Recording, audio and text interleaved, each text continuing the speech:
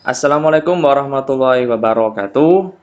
Kembali lagi di channel Buka PPJ Kabupaten Sampang. Kali ini bersama saya, Rizal. Saya akan menjelaskan video pada tahap selanjutnya, yaitu mengenai metode pemilihan penyedia. Ya, hal ini yang paling banyak dipermasalahkan, yang banyak juga tidak mengetahui, baik itu admin RUP yang ditugaskan staf UPD ataupun beberapa perwakilan lainnya yang ditugaskan untuk mengisi aplikasi di Sirup ya. Karena pada saat penambahan paket penyedia akan ditunjukkan mengenai metode pemilihan penyedia khususnya. Nah, di sini saya buat sesi tersendiri untuk metode pemilihan.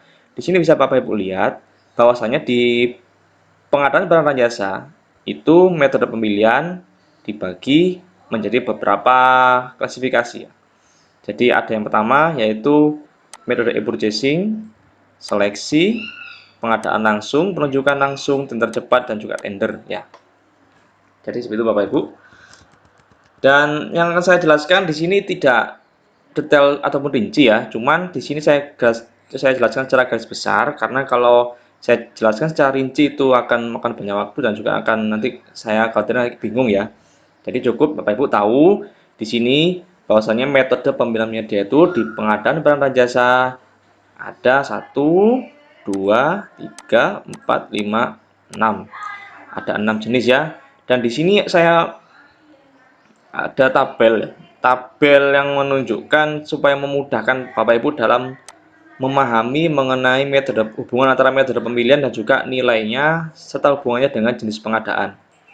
Nah, di sini ada huruf B yang artinya di sini barang, PK pekerjaan konstruksi, JL jasa lainnya, dan JK adalah jasa konsultan.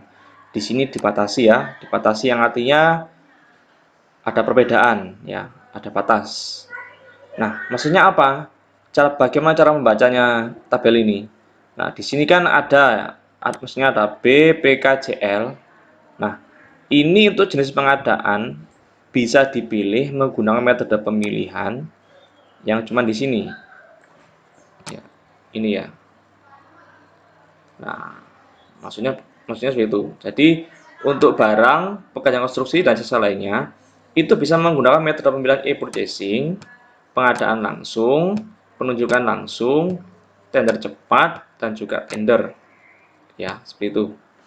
Nah, sedangkan untuk jasa konsultan di sini tidak bisa menggunakan e-purchasing, tapi menggunakan seleksi, pengadaan langsung, dan juga penunjukan langsung. Ya, tidak bisa menggunakan tender cepat atau tender. Ya, seperti itu. Nah, saya hapus dulu.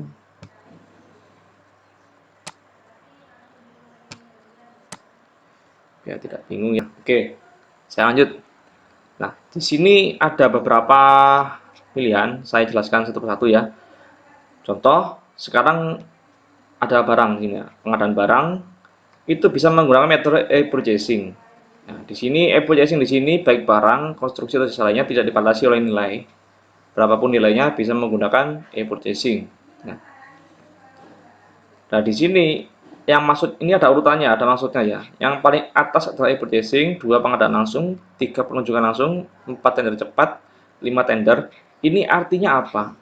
Ini adalah sebuah urutan di mana dalam pengadaan itu yang diutamakan adalah e-purchasing. Jikalau memang menggunakan metode e-purchasing ini tidak memungkinkan untuk pengadaan barang, konstruksi dan jasa lainnya, bisa menggunakan pengadaan langsung. Baik itu B, PK, JL ataupun JK. Jika tidak memungkinkan menggunakan e-purchasing, kalau JK nggak bisa ya pakai e-purchasing ya. JK ini hanya bisa seleksi, pengadaan langsung dan menunjukkan langsung. Ini saya contohkan. Jika barang ini BK atau JL tidak bisa menggunakan purchasing, maka bisa menggunakan metode pengadaan langsung di sini. Dengan ketentuan nilai, ya nilai di sini kan ada 200 juta. Ini ada 100 juta. Apa maksudnya? Untuk BPKJL ini nilainya sampai dengan maksimal 200 juta, maaf 200 juta. Itu bisa menggunakan metode pengadaan langsung. Misal nilainya 100 juta, 50 juta, 80 juta. Jika tidak bisa menggunakan e-purchasing atau tidak terpenuhi ya, artinya di e-katalog atau di toko daring, maka bisa menggunakan metode pengadaan langsung. Contoh pengadaan komputer. Satu set komputer seharga 8 mohon maaf ya, misal contoh komputer 10 juta ya, 10 juta di e-katalog tidak ada yang memenuhi spesifikasi yang diinginkan atau yang spesifikasi yang dibutuhkan ya. Bisa menggunakan metode pengadaan langsung karena 10 juta itu di bawah 100 200 juta, 10 juta. Nah, maka bisa menggunakan metode pengadaan langsung di sini. Misal pengadaan jasa cleaning service ya. Nilai pagunya itu ditetapkan 80 juta. Nah, 80 juta masuk kemana? Jelas jasa lainnya, cleaning service, dan nilainya 80 juta berarti masuk ke pengadaan langsung di sini. Ya, Bapak Ibu. Nah, contoh untuk pengadaan konsultan perencana, programmer, ya, atau pembuatan aplikasi 40 juta. Nah, masuknya kemana? Jasa konsultan.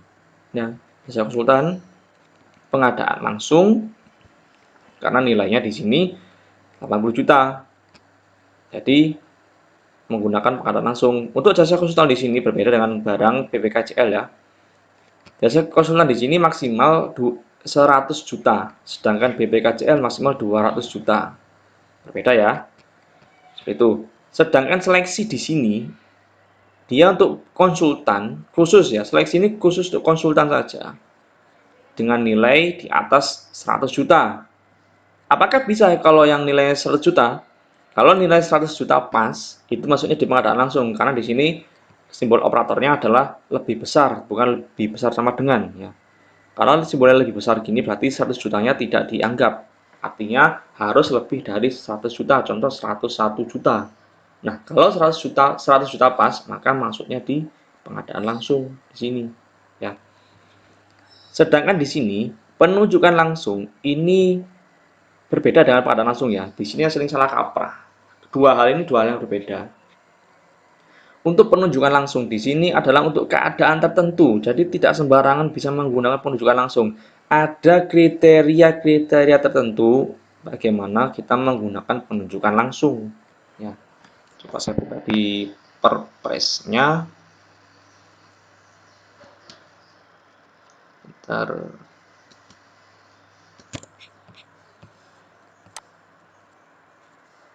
Penunjukan langsung. Nah, di sini ya, penunjukan langsungnya ada kriterianya. Satu, penyelenggaraan penyiapan kegiatan yang mendadak untuk menindaklanjuti komitmen internasional ya, yang dari Wapres, Presiden atau Wapres ya.